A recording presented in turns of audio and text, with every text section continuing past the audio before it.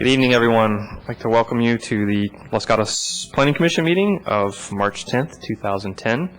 Just a couple words before we begin. A little small audience tonight, so it looks like you all know the ropes, but I beg your pardon. For those watching, if you wish to speak tonight, there are speaker cards in the benches in front of you. We ask that you fill it out and please pass it to staff. To my right, your left here, if you would fill the agenda item number on the upper right-hand corner of that so I know which item you wish to speak.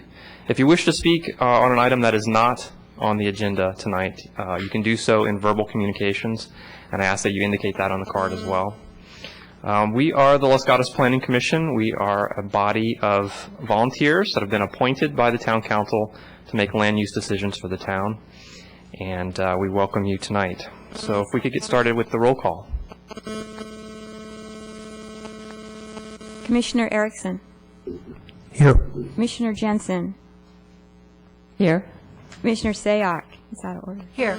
Commissioner Machichi has an excused absence. Commissioner Talastor. Here.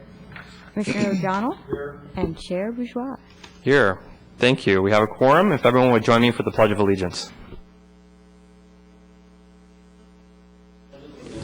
The flag, United States of America, and to the republic stand, one nation, under God, indivisible, liberty and justice for all. You bet. Thank you. So our first item of business tonight is the approval of minutes. We received minutes for the meeting of February 24th. Any comments, changes, or motion? Commissioner Erickson? I would move to adopt the minutes for the meeting of February 24, 2010 of the Planning Commission as distributed in the packet to the Commission. Is there a second? Commissioner Jensen? Second. Any comments? All right, all in favor? Aye. Aye. Passes 6-0. Next item, written communications. We have no desk items to date, so no written communications, and we also have no requested continuances tonight. So that moves us right on to subcommittee reports. And I understand there was a CDAC meeting earlier today. Commissioner Yes, there was. Thank you, Chair. There was a CDAC meeting today. That stands for Conceptual Development Advisory Committee. And the property that we discussed was at 16213 Los Gatos Boulevard. It is the site that was previously occupied by the Honda dealership that is now, I believe South Bay Honda is currently there. And the proposal was conceptual plans for a commercial building with 2 residential units on top, as well as 22 single-family residences in addition to that commercial building. And so we had a quorum. We had 2 council members as well as a commissioner, and we discussed the project and provided feedback to the applicant. Any other subcommittee reports? Just on a side note, I'm hearing a little feedback on the mics. If everyone that is in proximity to a mic, which basically means us up here, if you could just check your cell phones, because they were telling me that could be causing that feedback. Thank you.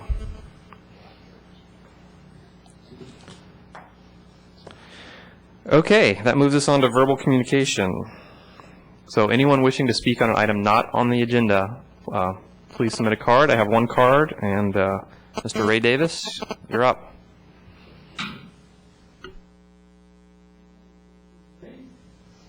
Citizen Ray.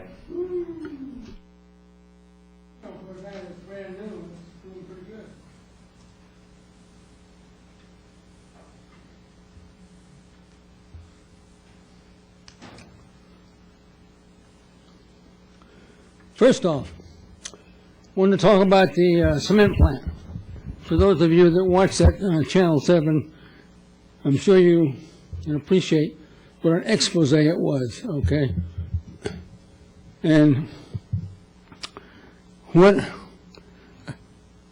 a presentation of evil in the community.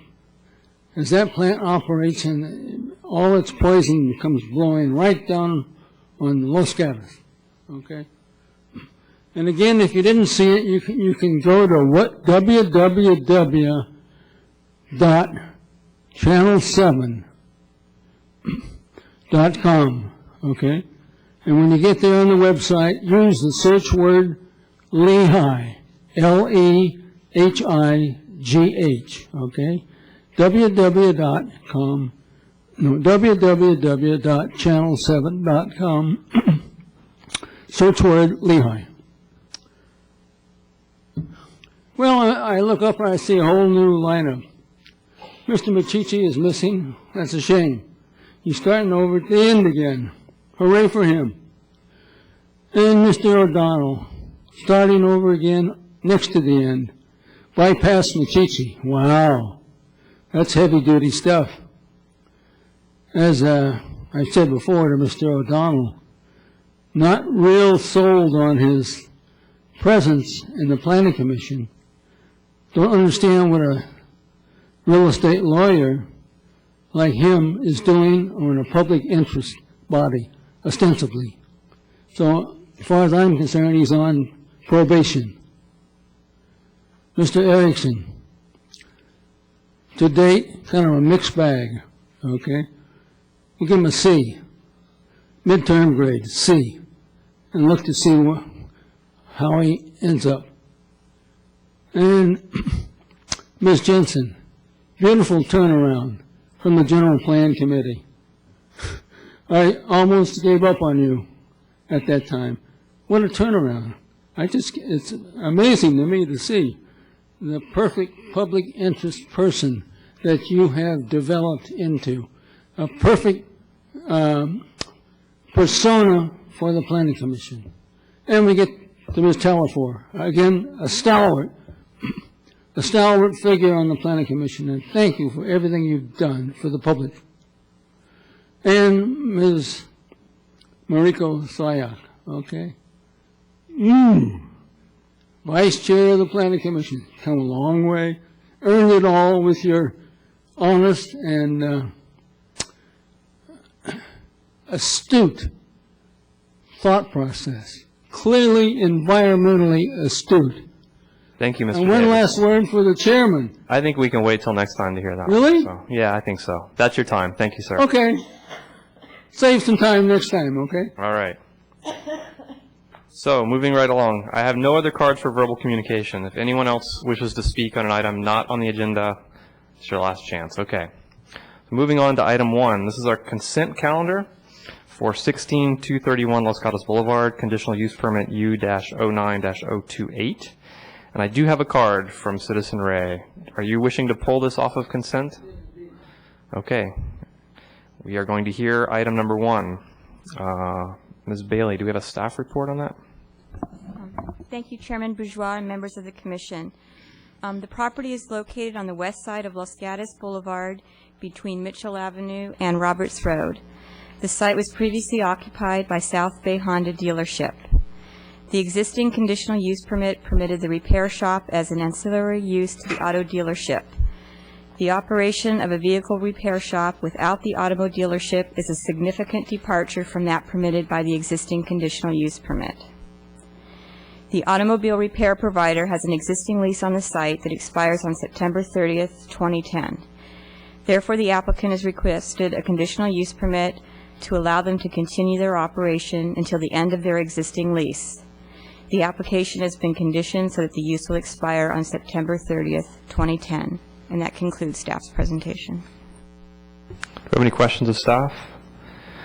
Is the property owner or contact person here, the applicant for this project? I'm going to refer to staff. Did they get to go first, or the person who pulled the item go first?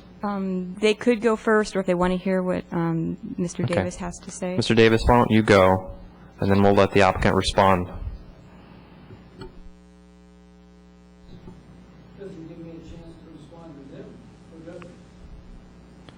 Well, you're pulling it, so you're going to tell us why you pulled the item. New evidence will come from them if they speak. And I want the opportunity to, if I choose, to address it. Well, you can go, you're going to speak once. So you can go before, you can go after.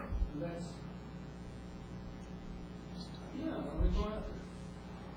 That's fine. Well, I think you should go first, because the applicant doesn't know why you're pulling it. We don't know why you're pulling it. We have no idea what the issues are that are going to be raised. We the people have some rights that are like Mr. Davis, we can't have a dialogue between you and me and the audience, so either step up to the mic. renewing your learning.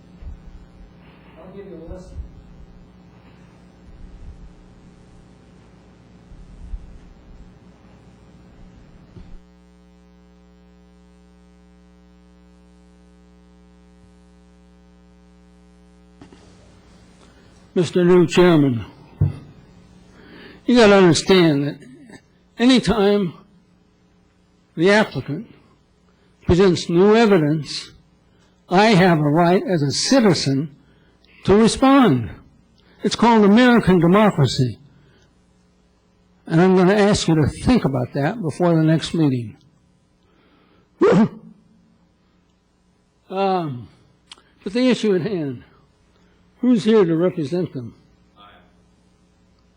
Good, I don't know him. Maybe that's an advantage for him. Or maybe he's here. Okay. Santa Clara Development? Yes? Mr. Davis, please No. address the commission. You know you're supposed to be addressing us during this time. Of course. Can't you hear? Come on. Come on, John. Get real. You going to turn it into O'Donnell? The one issue that I wanted to present was the issue of safe routes to school for the children of Fisher. Every afternoon, some 200-300 kids go down to the intersection of George, at both ends of George, with a crosswalk, okay? And it now has, each intersection has two skinny little yellow lines. And I'm telling you, that's not good enough for our kids of Los Gatos. Not good enough. For an extra $20 or $25, they can ladder up the crosswalk, which gives a massive yellow, which sends an instant signal to any driver that's going through there. And there are many drivers when school's out. When they see that yellow, it screams out that kids are present, potentially, okay?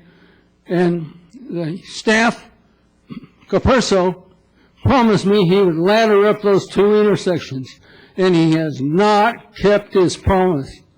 So I'm here tonight to ask you to, through the help of the staff, to put a condition on this approval of this consent item, that the two crosswalks will be laddered up so they send the maximum message for kids' safety. Because there are at least 200-300 kids that go through these crosswalks every school afternoon. So let's spend an extra 25 or 30 bucks. Why not? Thank you. Thank you. I have a question of staff at this time. I mean, it seems like this is possibly something that could be considered in the proposed development that's going on as a community benefit or something of that sort, but how can we tie this condition to this CUP? I don't see how that's possible. We would recommend not tying it to the CUP, but Mr. Gaylord has, Dr. Gaylord, how do you like that, has a response to Mr. Ray's comments.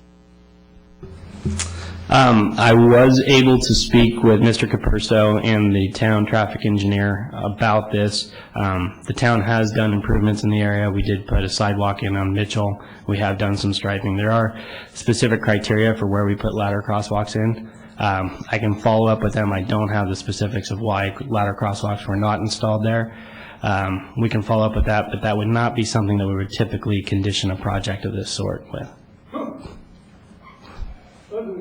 Thank you. Does anyone else wish to speak on this item? Would the applicant or the property owner wish to respond or speak to this or not? You don't have to. So, okay. Seeing no other public comment, any other questions for the speaker? Seeing none, I'll close the public input period and open this up to the commission for comments, questions, or motion.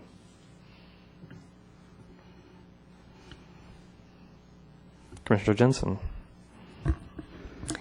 I'd make a motion to approve item number 1, which is 16213 Los Gatos Boulevard, conditional use permit U-09-028 with the conditions that are contained in the staff report.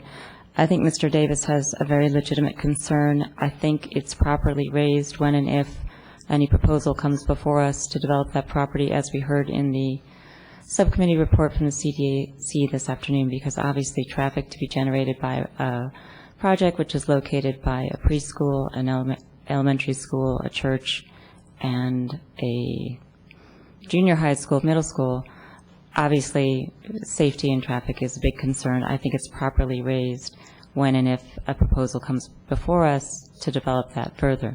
Given that what this item is doing is a limited extension of a lease that's going to expire in September, I think it's proper to allow staff to consider why the crosswalk wasn't improved. Apparently that's going to be done. So I'm comfortable with the limited issue that we have before us and to make the motion to approve it. Do I have a second? Commissioner Talsfor. And I will second that and hope that staff will look further into the crosswalk situation. Any additional comments or questions? Seeing none, I'll call the question. All those in favor, say aye. Aye. Any opposed? The motion passes 6-0. So moving on from our consent calendar, this brings us to our continued public hearings and the only public hearing on our schedule for tonight, and that is item 2, 517 and 615 Blossom Hill Road and Placer Oaks Road, ordinance number 2081 and 2122, and then a general plan amendment, PD, and negative declaration for Placer Oaks Road. Can we have a staff report? On November 18, 2009, the Planning Commission considered these applications. The Commission accepted public testimony and following discussion continued the matter with the following directions: to further develop the 10-lot subdivision alternative, to retain the BMP unit, significantly increase architectural diversity, consider reducing the intensity in the house sizes, working toward eliminating the flag lot. The applicant has submitted plans for a 10-lot subdivision, which eliminated the flag lot and includes one below-market price unit. The market rate units have been reduced in size and range from 2,670 to 2,765 square feet. The BMP unit contains 1,243 square feet. The adopted BMP guidelines state that the size of BMP shall be reasonably consistent with the market rate units, and there shall not be a significant difference between the BMP and market rate units visible from the exterior. The Commission will need to evaluate if the BMP unit is reasonably consistent with the market rate units. In regards to the architectural diversity, the applicant has included stone siding on some of the proposed houses. Staff does not believe that significant architectural diversity has been provided as directed by the Commission. Therefore, a performance standard has been included in the draft PD ordinance that the architecture and site applications will require review by the Planning Commission, and that changes to the plan may include, but are not limited to, the building footprint, height, window and door locations, and architecture style and details. The report discusses staff's concern that the garage dominates the front facade of Lot 8. Subsequent to the report, staff questioned if the garage entrance could be relocated to the side elevation as proposed with the other lots. This is a possibility, and the applicant is prepared to discuss this matter. The lots have been modified to not encompass the slope. The lots now range in size from 4,258 square feet to 14,859 square feet. 2 guest parking spaces between lots 8 and 9 have been eliminated to accommodate a fire truck turnaround. The elimination of the 2 guest parking spaces has reduced the on-street parking from 10 spaces to 8. The development requires a total of 30 parking spaces, and a total of 47 spaces are proposed. The report discusses issues with the current proposal which the Commission will need to evaluate. The issues include consistency with the general plan, neighborhood compatibility, community benefit, compatibility of BMP and market rate units, and the location of the garage for Lot 8. And that concludes staff's presentation. Thank you, Ms. Bailey. Do you have any questions of staff? Commissioner Jensen.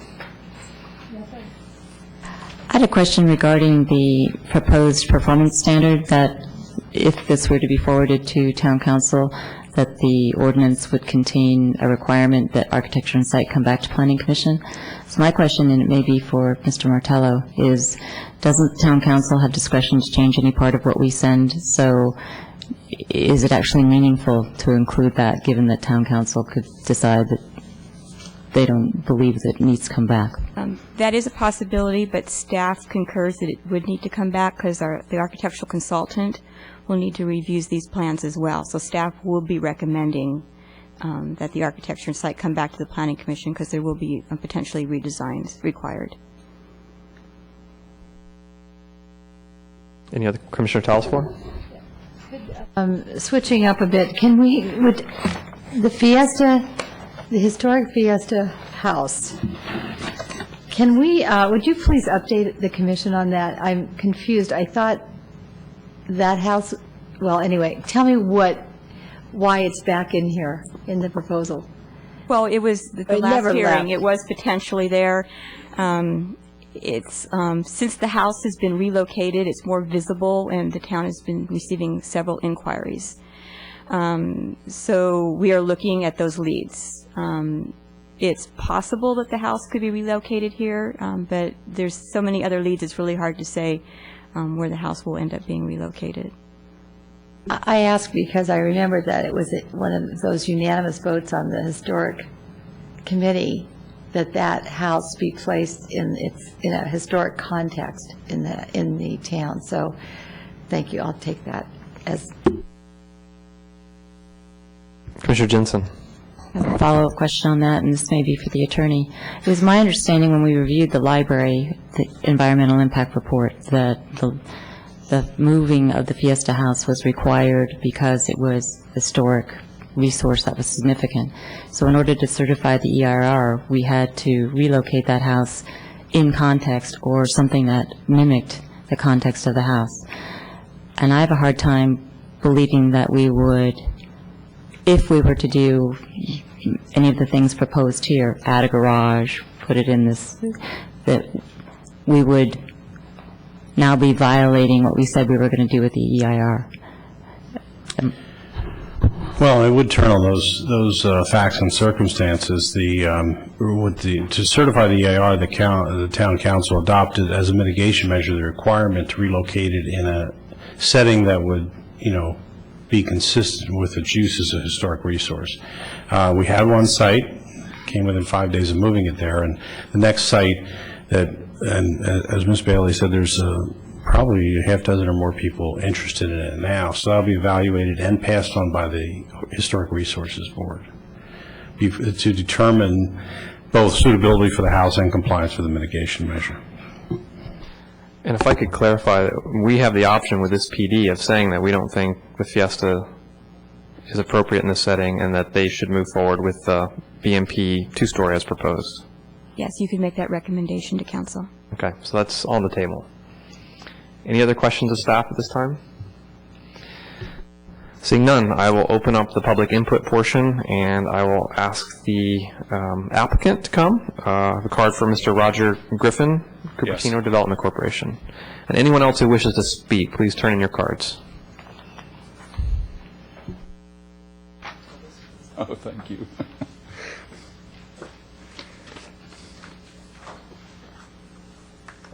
You'll have 5 minutes once you get started. Okay, appreciate that. Thank you. Goes by fast, doesn't it?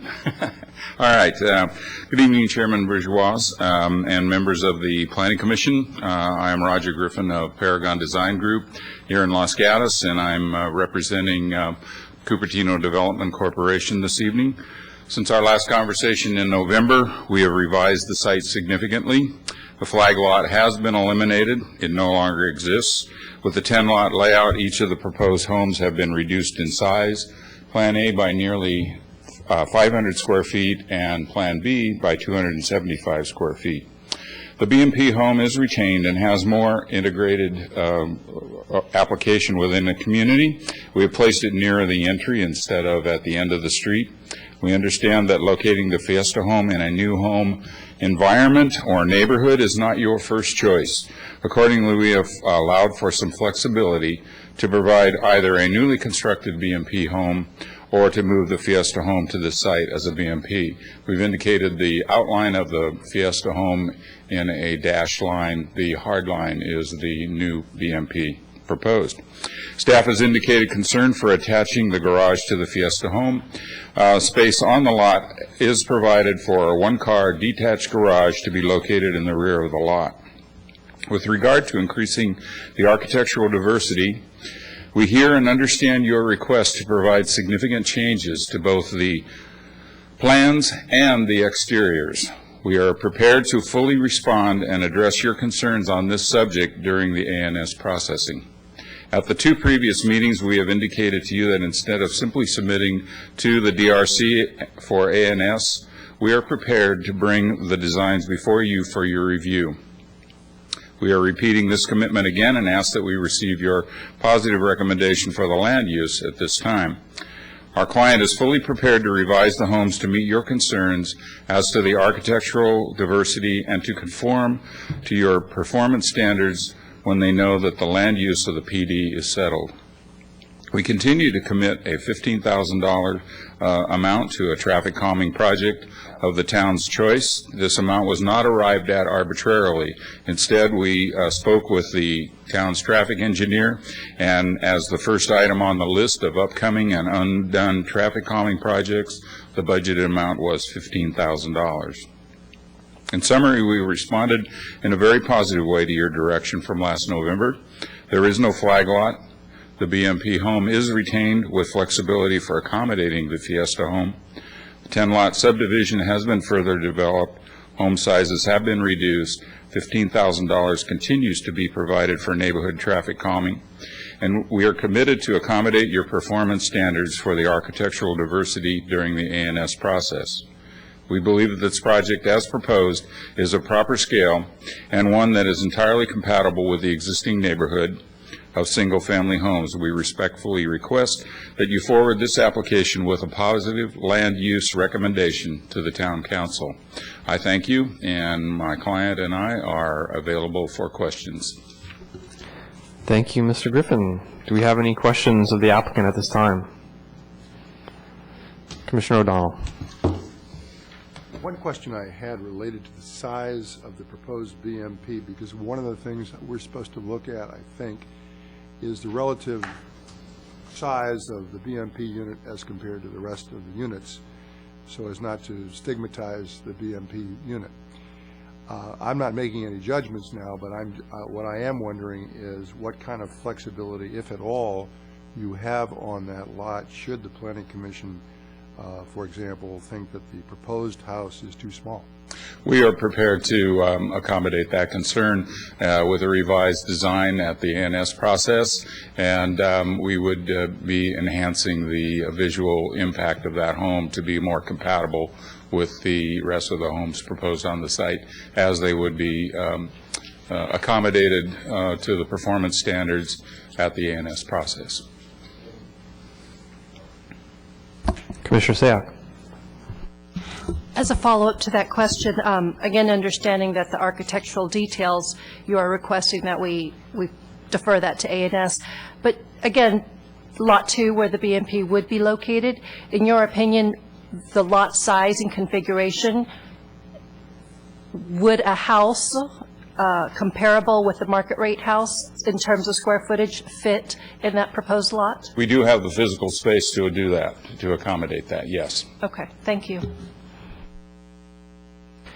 Any other questions? Commissioner Talasvar. As a follow-up to that, would that, excuse me,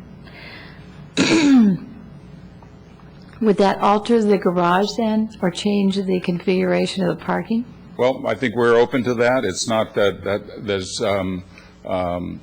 as far as, you mean making a two-car garage versus a one-car garage? Yes. It would depend upon, maybe we have accommodate it through a future design where the garage is turned rather than facing the street as well. So that's another option that might be available in addition to the alternate of putting in a two-car garage.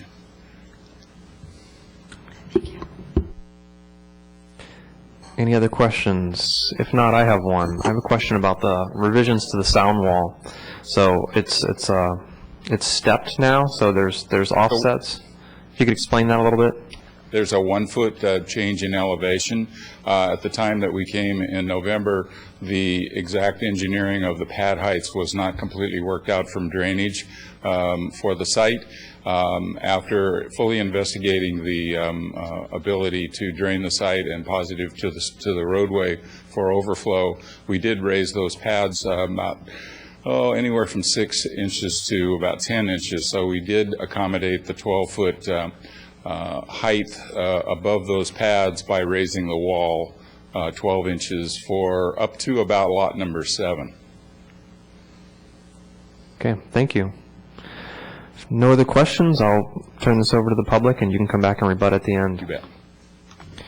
All right, I have 3 speaker cards so far. First is Mr. Mort Sharon.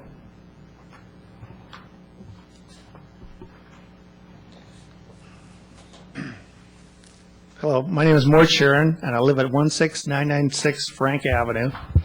And my house is right about where the north arrow is on the site plan there. And speaking for the neighbors and myself, our main concern, of course, is traffic and parking. And I noticed in this new revision, they've reduced the number of off-street parking places to 8.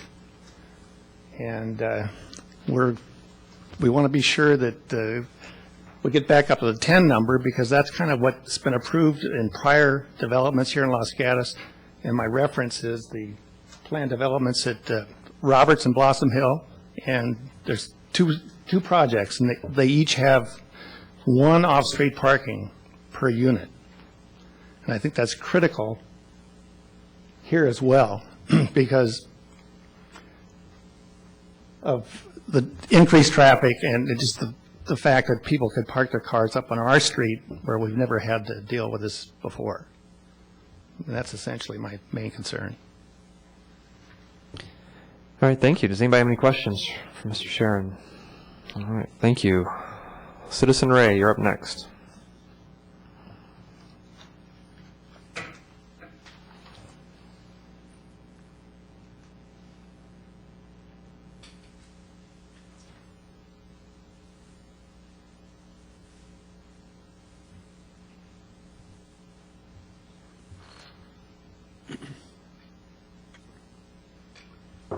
Yes. Trying to understand what's going on here. Correct me if I'm wrong, but I live close by. I haven't seen any soy poles. Are they up? No story poles? They've come this far asking for your approval and no story poles? What's going on? Is the fix on? What's going on? Sandy, I can't believe it. Explain why it's not a fix. Okay? I continue to be seriously unhappy with the performance of the staff. And I'm going to ask the question again. Are they or are they not on the take? Why don't you do your job like you're supposed to? Ugly, ugly, ugly. It's left up to you folks. We'll see who's here to serve we the people and who's here to serve the developers, okay? The environmental CEQA determination wasn't even put out in print. I'm reading the staff report. There's no CEQA. Unbelievable. And you have Highway 17 right smack there with all its noise and all its fumes. When the traffic, Santa Cruz backs up on the weekend and when the weather's good, it's parking on the Highway 17, and the fumes from all those parked cars go right up to whatever is built there. So let's have some kind of a mitigation program that speaks to the issues and doesn't just give carte blanche approval for the dollar bill that's involved in property taxes. Ugly. public prostitute at work again in Los Gatos, this time from the inside. I don't know about the new town attorney. I can't focus any of this on him. So I'm going to give him a pass for the time being. But not Sandy. She's the only one here. And this gentleman, he's an engineer. He should be involved in the CEQA determination. And I don't see him as being particularly forthright on this matter. It fits the ball game. Thank you, Mr. Davis. Your time is up. Los Gatos. I would just like to state for the record that the CEQA determination is actually on page 2 of the staff report. An initial study of mitigated neg deck had been prepared and I believe were available to the public. Staff, would you like to add anything? In regards to the environmental documents, yes, they were prepared, and they were provided with your first report that was several meetings ago. And there is a mitigation monitoring plan, and there are story poles up on the site. The building pads are below the street elevation, so they're very difficult to see. So down at the freeway level, that is where the story poles are at. Well, I'm going to go on 17 tomorrow. Take a look. Thank you, Mr. Davis. Happy to be of service in the public interest. The last speaker we have is Lee Quintana.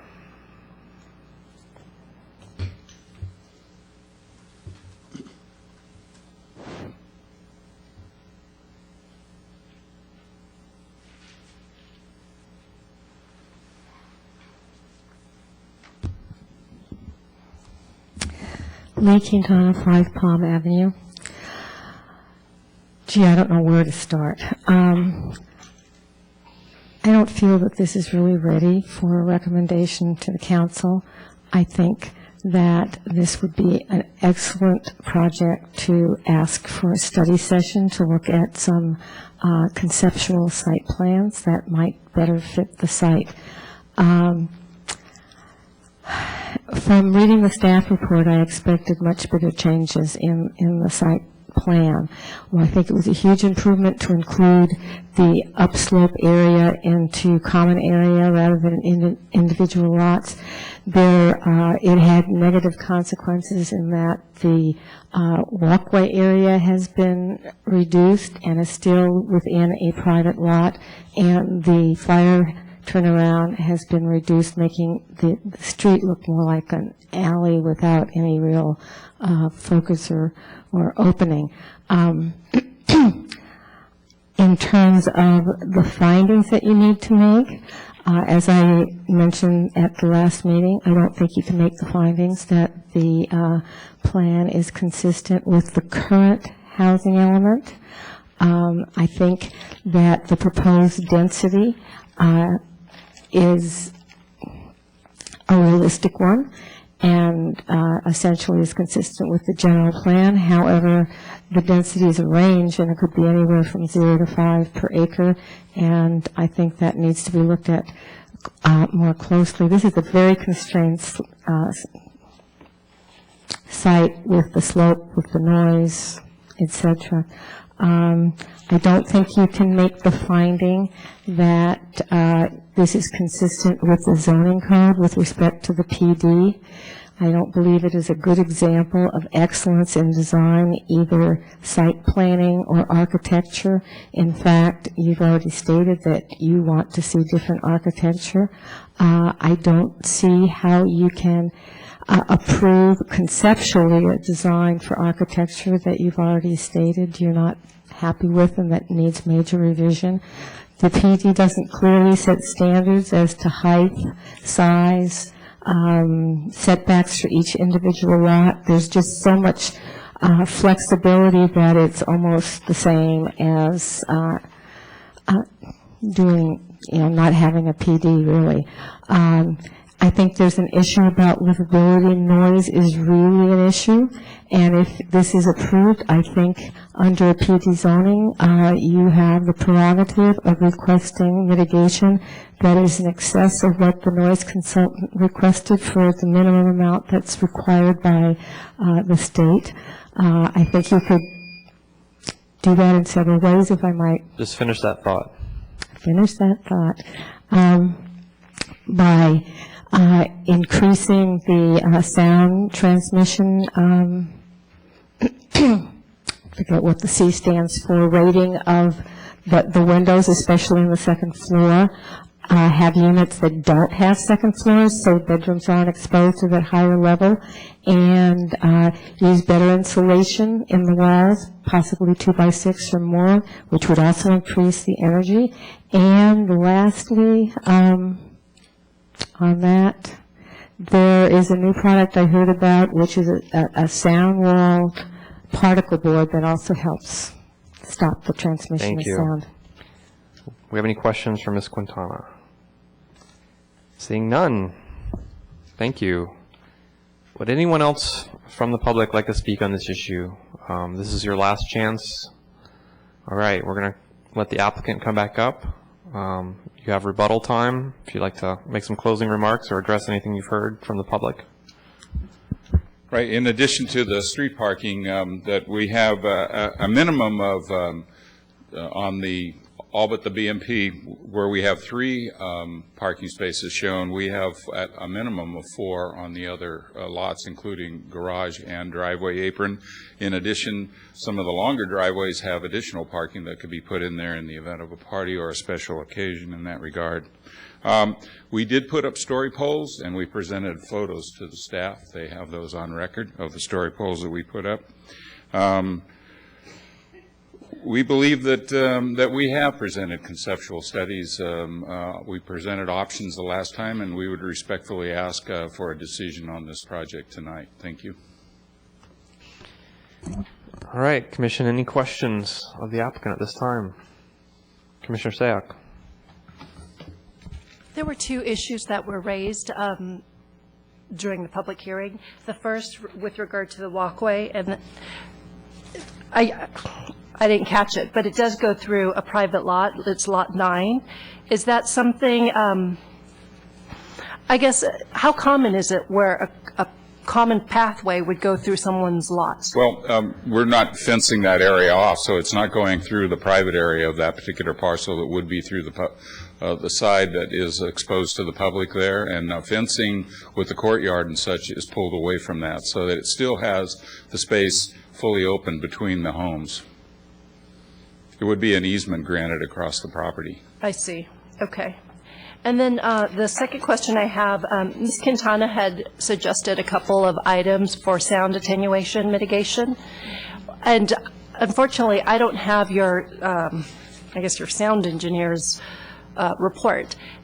Off the top of your head, were some of the suggestions, were those also items that were in the mitigation measures that they had provided? I don't believe that issues as to the material or the product to be used was specified in the report. It is a closed window condition that's been requested for it. It's an optional closed window. If people wanted to open the window, they are openable. However, it would be a closed window condition to meet the requirements of the sound report as prepared. There are new products that are on the market. There is a dense sheetrock that does reduce the transmission of noise through the wall. Certainly something that we might be looking at, especially those walls which face the freeway. Thank you. Mm-hmm. Commissioner Jensen. I just have a question about windows that aren't supposed to be opened. How would the potential buyers and residences of these properties, how would it be explained to them that they have a window but they can't open it if they want to meet the sound requirements of the town? How would it be explained to them? Will there be a disclosure? Yes, Will there be a discount okay. in the price? I got you. Yes, there would be a disclosure. Also, the issue is that there will be changes of air that are required by the building code for specific times and amounts of air changed in a room with a closed window condition. Also, if air conditioning was a part of the home, that would suffice with the ventilation requirements for the structure. Mm-hmm. Commissioner Telesfor. It was also suggested from one of the speakers that you consider a single-story homes, which would add to architectural diversity. Have you, or would you? We would be open to looking at that. I think that we wouldn't want to be predominant one story. One story is a possibility. We did have a one-story BMP unit. We were requested to be two-story, more in keeping with the rest of the homes as they were designed in two-story in that regard, and we did keep with that. I think that the second story per se is not the answer to solving a noise problem on the site in that regard. And we've tried to use the buildings themselves as a noise barrier. I see. I have a follow-up, but it's something else. Is that? That's fine. Keep going. So I'm on page A1, and I see cars in driveways and cars in garages. Can you explain to me what you're illustrating here with the purpose of putting the cars in driveways and then in the garages? Well, I mean, I can interpret this in the way I think, but I don't know what you mean by this. So could you clarify that for me? Well, each one of the market rate homes has a full two-car garage, and the apron in front of that garage can accommodate a minimum of 2 automobiles. In some cases, it's deep enough to accommodate more than 2 if there was a party or a Friday night or something like that. You're not encouraging parking, a family with 3 cars, though, to park 2 out on the driveway at all times? No, I'm sorry if that was interpreted that way. It's simply an indication where a vehicle could be, not an indication of how we think they're going to park their vehicles. Okay, thank you. Commissioner Jensen. I have a follow-up with that one, too. I had thought that the apron space in front of the garages, you were counting as parking spaces for the residences.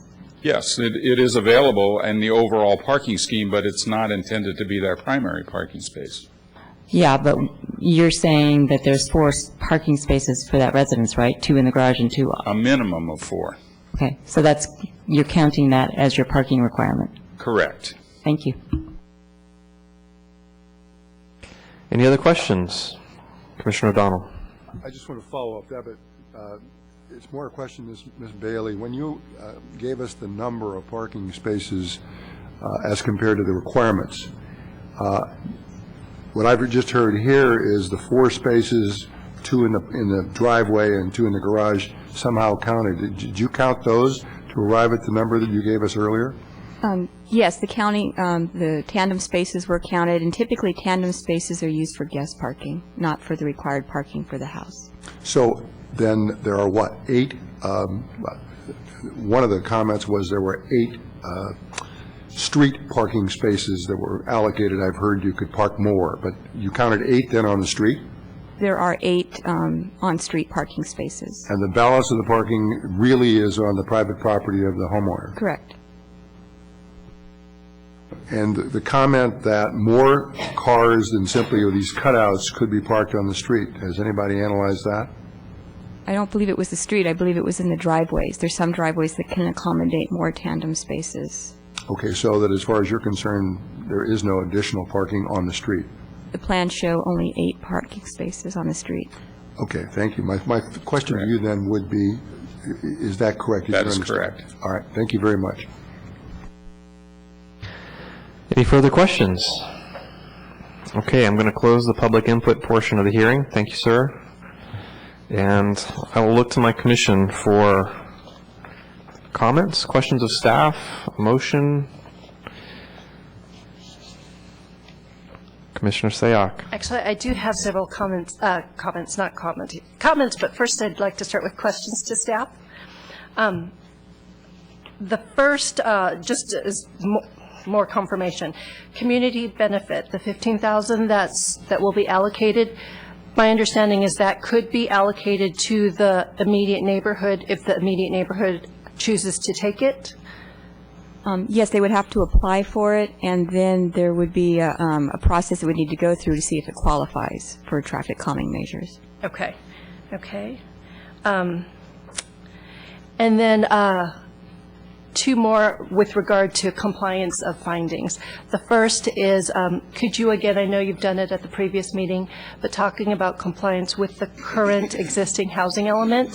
And then the second is compliance with the noise element. And the specifics that I wanted to refer to, in our minutes from the previous meeting, one of the commission, it was stated that 55 dBA is the acceptable level noted for developments in the general plan. However, in this particular proposal, the 24-hour average is 76. And so I just wanted staff comments on how we can make that finding if it's above what's recommended in the general plan. In regards to your first question, the housing element, the current housing element does include the 3 properties that it's under the current plan development as part of the housing count. The proposed housing element, which is currently under draft review right now, does not include this property because we have become aware that it is highly unlikely that this development will occur since 2 of the property owners are no longer part of the proposal. So it will be consistent with the proposed housing element. A quick follow-up then. But because it's still proposed and hasn't been approved, can we make that finding? Yes, because one of your actions this evening is actually to change the general plan designation, which is the first action you take in order to set the other things in motion, including the housing element and/or the zoning. Oh, I see, okay. Right. And then the second part of that Okay. question. In terms of the noise, you can make the finding, and we've done that in the past for other developments that have been near the freeway, because it is something that cannot be mitigated to totally meet the sound ordinance, and HUD does have some exceptions to exceed the allowed noise requirements if you do some other measures, which Mr. Griffin has discussed, and it's in the noise consultant's report of those mitigation measures. And then a follow-up. Do we then have to state those exceptions when making the finding, or is that? No, you do not. You do not. Okay, thank you. Commissioner Jensen. A follow-up on the community benefit question. Please correct me if I'm wrong. The $15,000 gets paid into a fund for traffic calming, correct? And there's a bunch of neighborhoods that have qualified for traffic calming. So if there were $15,000 given by this project to that fund, this neighborhood wouldn't leap ahead of those other neighborhoods, correct? It would just get in line if it qualified. I'm going to refer to Mr. Gaylord. Yeah, no, not the way the performance standard is written. It's written so if this community comes forward within a 2-year period and qualifies, that money would go towards them. So somehow it's going to be held in Yeah. escrow or apart? It would be held, we have separate accounts, we would hold it in. So the $15,000 is not going to do anything for 2 years unless and until this neighborhood came forward and said, we want something? Correct. Okay. Commissioner Telesfor. So another follow-up with the community benefit. So is this 15,000 only for traffic calming? What I'm concerned about here are roads that might need repair. How does that, if there's on Placer Oaks Way, there'll be lots of heavy, construction trucks. So if there's any damage to the roads, who is responsible for that? The applicant's responsible for that. There are conditions of approval that, for all projects, Okay. if there is damage, that the applicant's responsible for preparing those roads. Okay, thank you.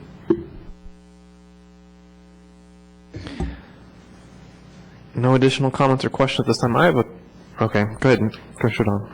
I just have a general comment, because it is a difficult matter. It is not something that I know I would like, in a perfect world, to see. The only thing that it constantly reminds me of the problem we have is the property owner has a right to develop the property. The question is, to what extent? Previously, it was proposed for a heavier density development, which would certainly not be advantageous to the neighborhood, depending on the exits and that kind of thing, but it would be heavier density.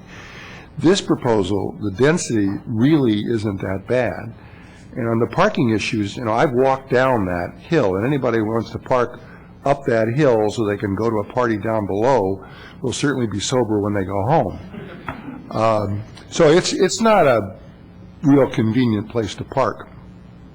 So I guess the only reason I'm throwing this out is as we discuss that, I think we have to remember this is not in a vacuum. And if we approve this project, even with some modification, it doesn't necessarily mean we think, hey, this is great. That's not a criticism of the design or the architects or the owner. It's just it's not a great place to put houses right by the freeway. I agree with everybody that's concerned about the noise, the potential for air pollution, that kind of thing. But I don't think we have a right to say, therefore what, turn it into a park? I don't think we can do that. So I just throw that out as something we have to wrestle with, and I'm looking forward to hearing some of my fellow commissioners perhaps help me with wrestling with that. Thank you. Thank you, Commissioner O'Donnell. I'd like to add a little bit to that and saying that, I know we've wrestled with these same issues for 2 previous meetings, our 3rd meeting on this, I believe. And, we gave pretty specific direction to the applicant. I think, we've seen a variety of layouts, we've seen a variety of plans, and I like some of the changes that I've seen. A couple of the issues that I'm getting hung up with on this one is the issue of significant architectural diversity. I think hopefully, I assume we probably all agree that no real changes were made on that respect in the plans. Some surface stone treatments I don't think constitute significant architectural diversity. I think I'd like to hear whether or not we're comfortable with pushing that off to A&S, or whether we want to address that in the PD. Secondly, I believe we need to make the finding that the BMP unit is reasonably consistent in size with the market rate units, and right now it's less than half the size. Is that really reasonably consistent? So those are the couple issues that are hanging me up on this. I'm glad the flag lot has been eliminated. I'm happy the house sizes have been reduced somewhat. So I'd like to hear some further comments on those issues. Commissioner Jensen. I agree with the chair on the first 2 issues. I would go farther on the BMP unit to say it's not compatible, and I would like to see any notion of the Fiesta Way house being located to this development, if it should happen, eliminated and off the table, because adding a garage or changing the layout or putting it down with new houses in a freeway, I think,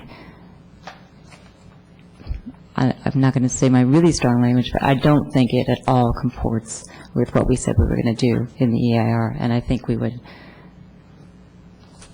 that would not be a good thing if we were to do that. So I would like to see that eliminated as a possibility. I'm going to, just because I have the opportunity, and there I am on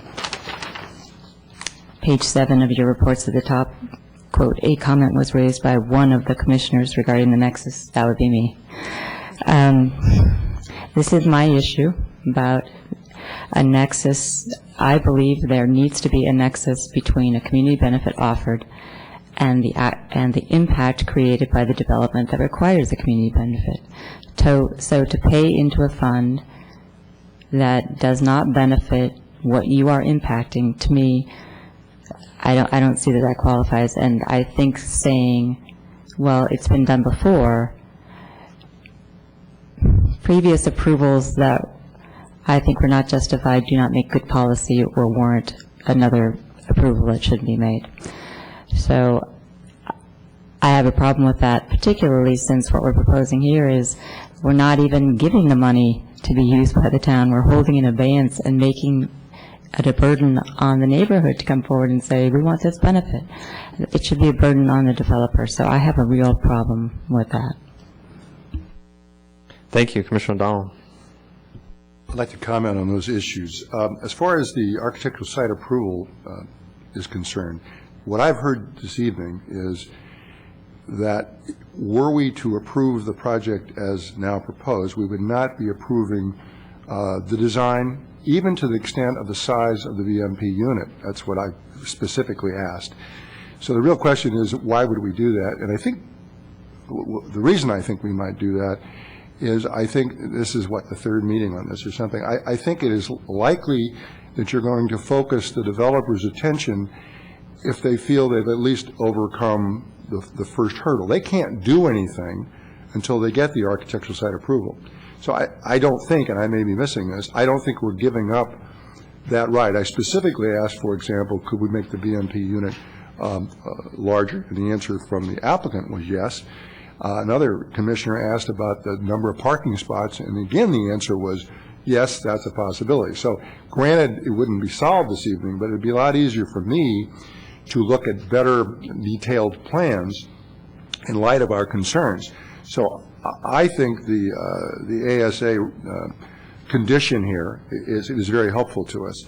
As far as the BMP being consistent, I agree with that. This house, as presently proposed, stands out as a BMP unit, and that's contrary to the whole point, I think, of the BMP. But it sounds to me like something we can deal with.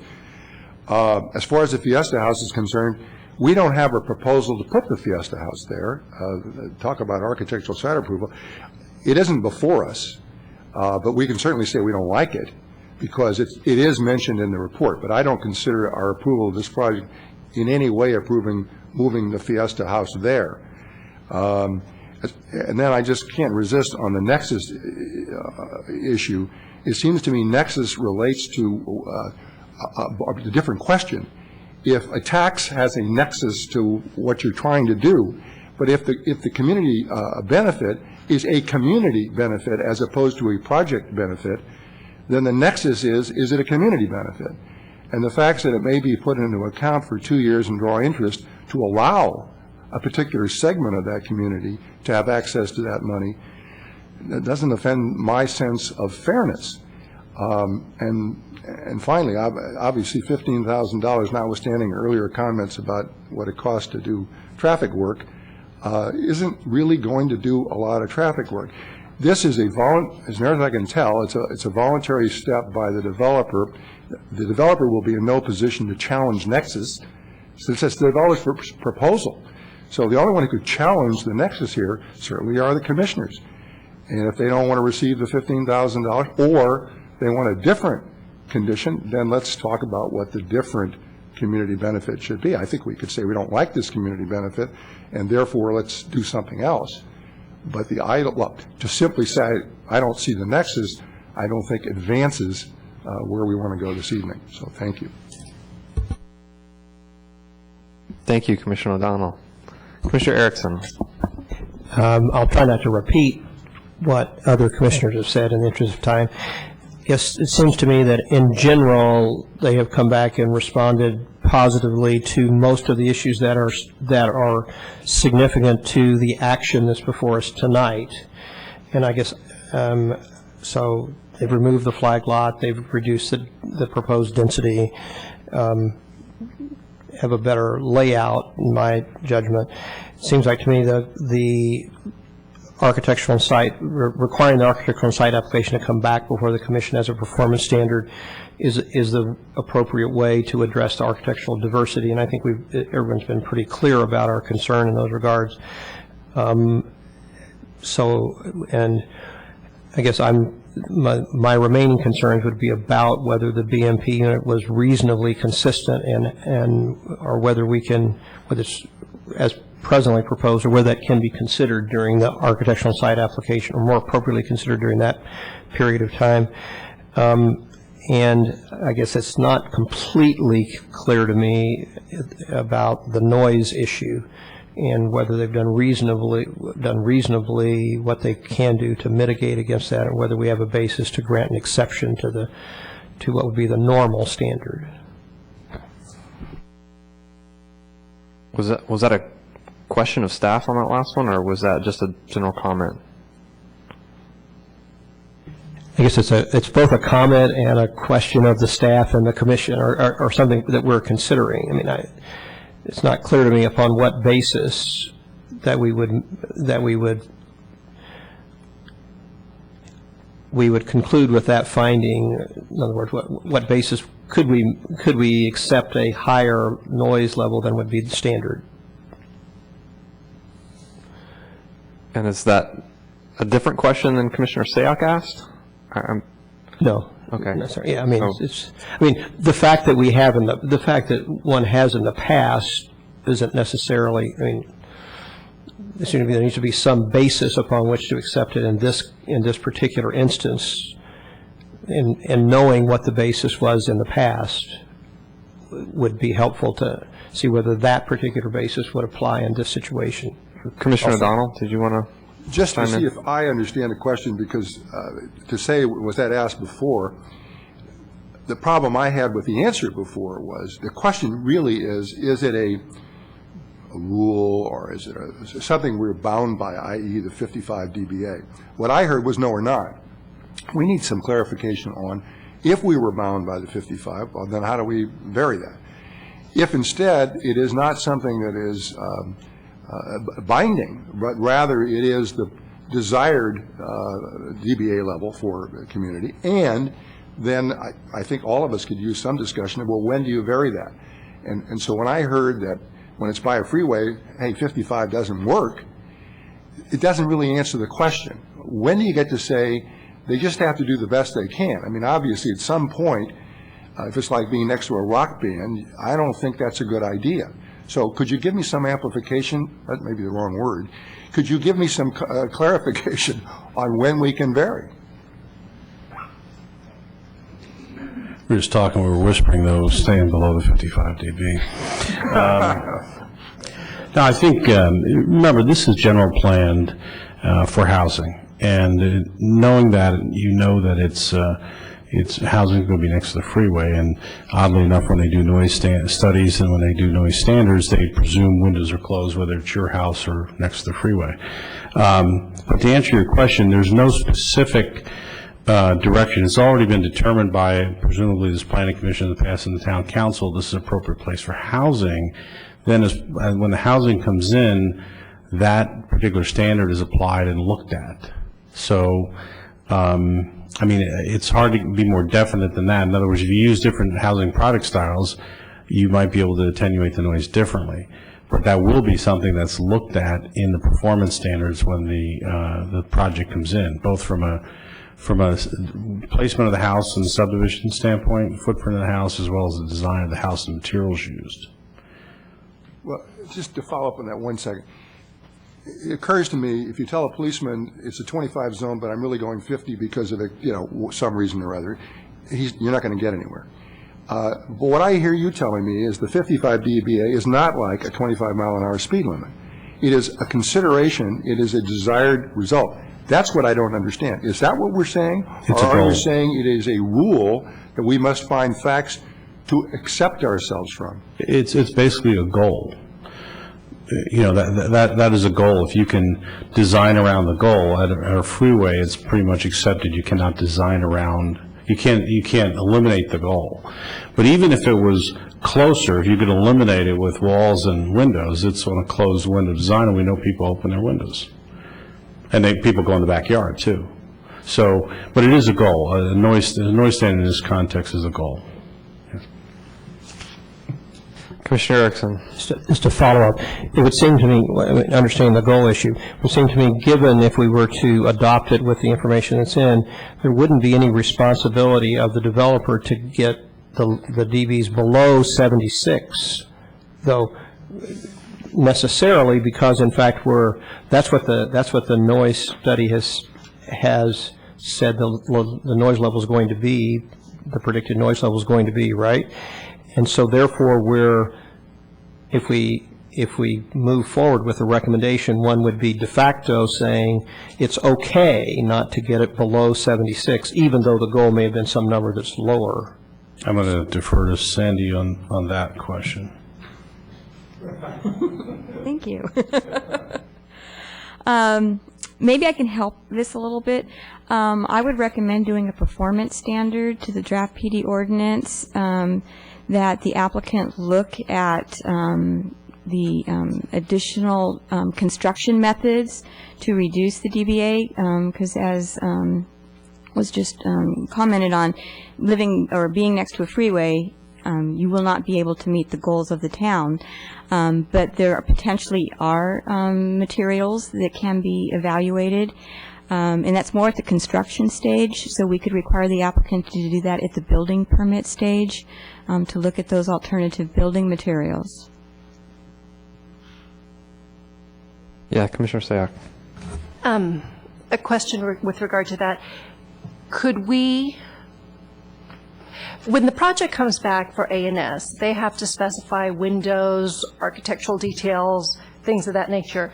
Because of the circumstances surrounding this particular project, can we require that the applicant actually specify the types of windows that can buffer noise to the maximum extent possible, so that for the 9 houses designed, it could at least help us figure out how much noise mitigation is possible with the materials that's being selected?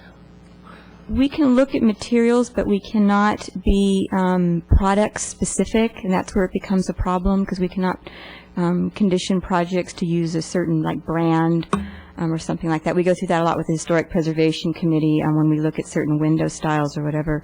We have to be careful of how we condition that. But we can, during the architecture and site process, ask the applicant to provide some product sheets to discuss the matter and to be evaluated. And if you can be broad enough with the type of materials and not be product specific, we could then condition the architecture and site application further regarding that.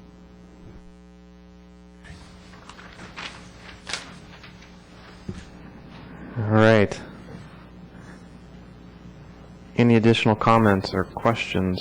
Commissioner Telesfor. Yeah, I was intrigued by your suggestion, Chairman, regarding having the architecture and site come back as part of the PD approval. Or isn't that what you said? You wanted to be able to see? Remind me what you said. Obviously, I didn't remember that, right? Well, no, the option, I was thinking of either have it come back at A&S or continue it and ask for that now as part of the PD process. Okay, that is the only reason, and I think it sounds like the applicant's willing to make some of the changes I think we're leaning towards suggesting. But my only concern in raising that was in the past we've had kind of this chicken and the egg thing with PDs and A&S, and we get an A&S application that matches the PD exactly, and we have comments, and then, well, that was in the PD, so it's already been approved. And so I want to try and avoid that situation. That was the only concern I've had, because we've experienced that on past projects. So that was my only concern. Commissioner Sayak? I just want to give my comments then. The PD in front of us, that's a draft, it's Exhibit 23 ordinance. Just want to read it for the record, but it does say that architecture and site approval required that deviations include but are not limited to building footprint, approved setbacks must still be maintained, height, window, and door locations, and architectural style and details. And that makes at least me comfortable approving it and having the architecture come back at the A&S site, because the way I read it at least, and I'd be interested to hear if my other commissioners felt otherwise, it does give us a lot of flexibility and does not limit us to what is just basically a draft outline provided to give us a sense of where the layouts would be. Okay. And if I could also add, the only thing I would like to change, though, in Exhibit 23 is number 3, which states house sizes. There's been discussion about BMP not being consistent with the market rate units, and it sounds like there's agreement that we would like to see the BMP increased. And right now, that does state that no additional square footage shall be permitted for any of the units. So I would just like to have that modified so that the BMP would be allowed to be increased in size. And then the only one more thing, one positive that I did see with the layout that is an improvement from the last, is I did like the way the applicant oriented the houses so that the rear the rear yards are oriented to the hillside, and I would strongly recommend that you do keep that when you do your architecture and site design, so. Commissioner O'Donnell. I'd like to propose a motion. Great. It's going to be rough, and therefore I'm looking forward to my commissioners making changes to it, but I'd like to put something out there and you can hang things on.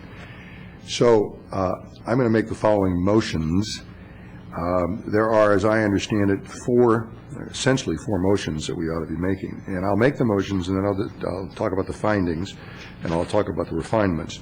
But generally speaking, the motion would be to rescind the plan development ordinances 2081 and 2122. We're requesting approval from the council. We're also requesting approval from the council of a general plan amendment to change the land use designation of the property from medium-density residential to low-density residential. And 3, to approve the plan development change from RM 512 PD to RM 18 PD to construct 9 single-family homes plus the 1 BMP unit. And then to approve the proposed mitigated declaration. So those would be the motions. Now I have to support those motions, and I would therefore, as findings for each of the motions, as applicable, say that the general plan amendment is internally consistent with the general plan as modified, suggested to be modified this evening. So if that's adopted, it would be consistent. So that would address the density issue, I believe. And also, I think it's consistent with the town's infill policy. And I believe, the town's traffic impact policy, I think, has been satisfied. The reports we've seen indicate essentially there is no appreciable, and in fact less than appreciable, increase in traffic. Now, what we also have to say, however, is that the motions are, particularly the motion for the approval of plan development application, Exhibit 23, is made contingent upon the return of the approvals to us for architectural site approval, and that architectural site approval would include the possibility of increasing the size of the BMP unit arguably significantly. Also, as far as the sound is concerned, we would anticipate in the ASA approval enough data or enough presentation so some judgments could be made that we're coming as close to the goal as is reasonably possible, notwithstanding that we're not the building permit phase. But all those things are bound together so that they were important and would come back to us. Okay, so that's a fairly rough motion, but I hope it may include all of the main captions. So I make that motion. Okay, we have a motion on the floor. Do we have anyone to second that motion? Commissioner Erickson. I'll second the motion to move us along. Okay. Would anyone like to make comments or additions or hang things on Commissioner O'Donnell's motion? Commissioner Jensen? I don't know that I could get Commissioner O'Donnell to agree with this, and I realize it's not technically before us, but because it keeps coming up in the staff report, I would like to consider us taking the Fiesta Way house off the table as a BMP unit here, and if he's agreeable to that. As long as we phrase it that we would, I don't know how you want to phrase it, but yes, I would agree with that in concept. In other words, we do not support the putting the Fiesta Way home there. I don't think we have a right to say you can't do it. Well, because this is a recommendation, I don't think that we have a right to say one way or the other, but I would like the commission to express to the town council. I'm agreeing with you. Okay. And the seconder? Commissioner Erickson? I guess I would comment. I would be comfortable with including that concern if we were on record by saying that we couldn't find it as being reasonably consistent with the other homes as they've been proposed to us. So I mean, that's the basis that I would. So you agree that be part of the motion? I have a question, because you mentioned when A&S comes back to us, you'd like to see, I heard two things. I heard increase the size of the BMP unit, and then come back to us with more information on noise abatement. What about increasing architectural diversity? Absolutely right, and I forgot that, and it's central, and that's definitely what probably should have been first in what I said. So yes, I'd like to include that. Great. And then your comment about the noise abatement coming back at A&S, so you would prefer that instead of staff's recommendation of a performance standard to be take place at the building permit stage? Yeah. We could do both, but I'd like us to get a crack at it before it goes to the building permit phase. Great. I just wanted to be... How that's, the attorney's looking at me with some sense of puzzlement or worse. I do that I just want to make sure that we get as much information as we can so we can have some input. I think Ms. Bailey's suggestion on the building permits stage is a good one. So your motion would include both? Yes, please. Would the town attorney like to? Yeah, and just to add maybe a little meat on the bones, because staff has to take your motion on the floor, make sure we understand it so we can express to the council. You made a motion on general plan, you made a motion on the PD, expressly conditioned upon, and I'll add a few words to this to make sure we have it, but that the BMP unit needs to be enlarged and make more congruent with the other homes proposed for the subdivision, that you recommend that you're not in favor of locating the Fiesta Way house on this subdivision, that you support both a performance standard in the PD ordinance for sound attenuation, but when the architectural and site review comes back, you want both the design, the architectural diversity, the materials used in the housing spelled out in some detail, and also for consideration before you as part of that sound attenuation. The only thing I would say, it is not critical to me that that's, say, materials. That's obviously implicit if somebody's going to come back to us and tell us why they've done everything they could do to reach the goal. But I don't think we have to say we want a description of your materials. But I think it's clear that the judgment they're going to have to exercise will be, how are we reaching that goal? I see that as materials, but I don't like to say.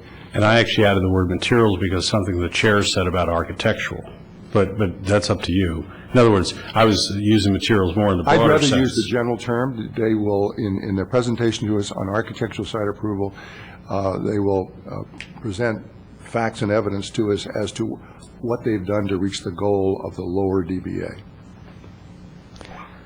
And then one more thing.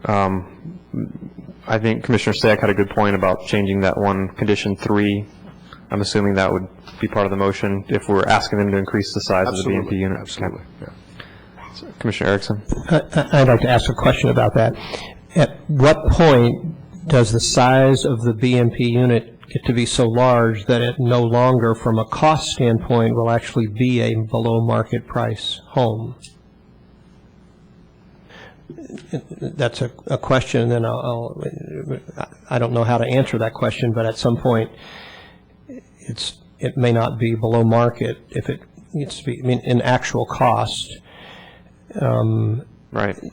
So there's a point of diminishing returns on size. Right. And so there's another way to potentially accomplish consistency, and that would be to reduce some of the other houses of the other 9 homes so that it wouldn't stick out. You could take 2 other ones and shrink their size so this one wouldn't stand out. So I'm not sure that the only solution would be to increase the size of the BMP market house. Commissioner O'Donnell? Could we get some clarification then from staff? I'd kind of like to know, if you were building $3 million houses and you had to put in 3 BMP units, okay, what does that mean? You get to put a $2 million unit in? I mean, could you refresh our recollection what it mean? What does it mean to put in a BMP unit? I understand typically it's keyed to earning capacity or what people are making, but I don't understand how we apply that if you, as I just suggested, you're in a very expensive area and you say, well, I want some BMP units. Then you get into Commissioner Erickson's point, well, what does that mean when you look at the various costs of the other units around you. So could you help explain that a little better to me? Well, yeah, first of all, the applicant would take that in their analysis when they come back. And we do work with the Housing Authority, and they set the median incomes for the Santa Clara County area of what qualifies for people who can qualify for this development. And it depends what category it's put in. This would probably be put in a moderate category. It obviously wouldn't be a low-income housing unit. It would be a moderate category. And we would need to take that into analysis of what the square footage is and based on the cost returns. And I'd have to do some additional studies to see what that would be. But I'm sure the applicant would be working with us prior to the architecture and site for that. That gets back to a very good point I think Commissioner Erickson raised, which goes to Commissioner Sack's point. Even though we want a bigger BMP unit, we're not trying to dictate as we sit here what that means. We'll need a lot of input. Somebody might say, to qualify for a BMP unit, you can't make it X size, you got to make it as big as you can do it as Y size. So then the motion would be that we would investigate that with a view towards making it more consistent than it presently appears. And one way to do that, of course, is to make it bigger, but I think Commissioner Erickson's point should be allowed for in this, to say that, get back to us and tell us what the best we can do is. And that is part of the process. Okay, any other additions to the motion or comments? Commissioner Jensen. I just want to make a comment so that it's on the record and the town council can look at it.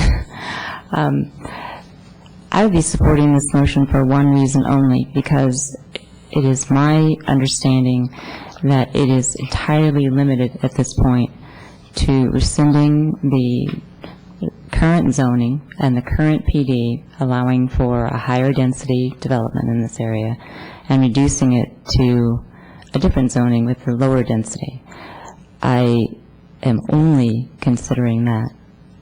I would hope that the town council and the applicant would pay attention to the debate that's gone on here, which has been all about the site layout, the architecture, the noise, the BMP unit, and I would hate to see an applicant go and specify an entire new site plan, an entire new architectural design, take it to the town council, have that be the PD, and have it come back to the planning commission as a basically done deal with architecture and site, because it's clear that what this body is looking for is to be able to review in a public setting, and this body, the site architecture, noise, and BMP problems. So I only support the motion to change the zoning. Thank you. Any other comments?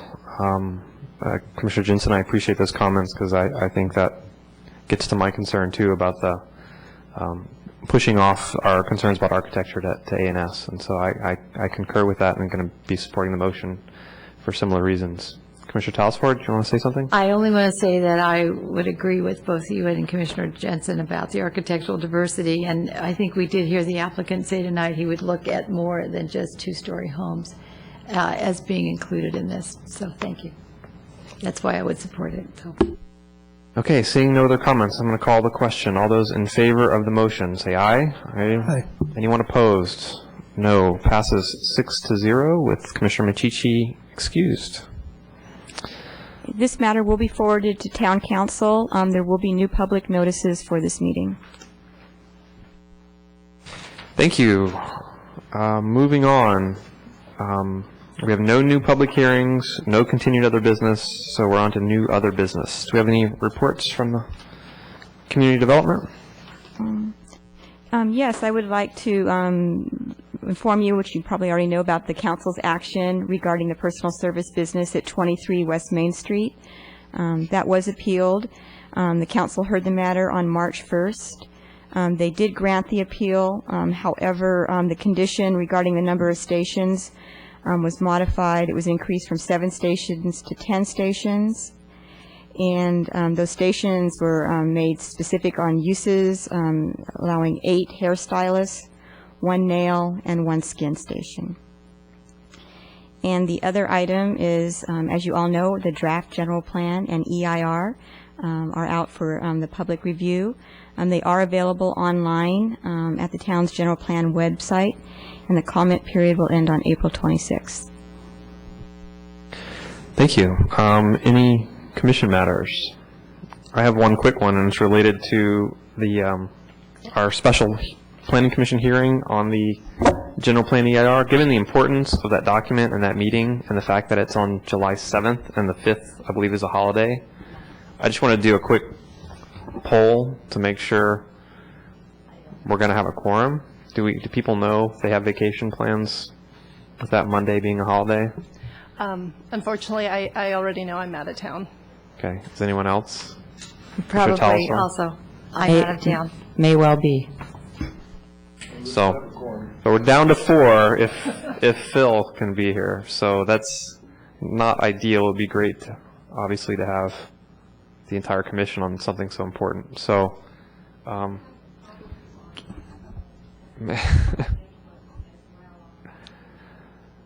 so you're out of order. So, Ms. Bailey, maybe we can. Yes, I will pass that on and we will discuss that. Okay. Thank you. Is there any Great. chance of changing the meeting date? Yes. I'll look into it. Okay. Okay. Anything else? Seeing no other items, meeting's adjourned.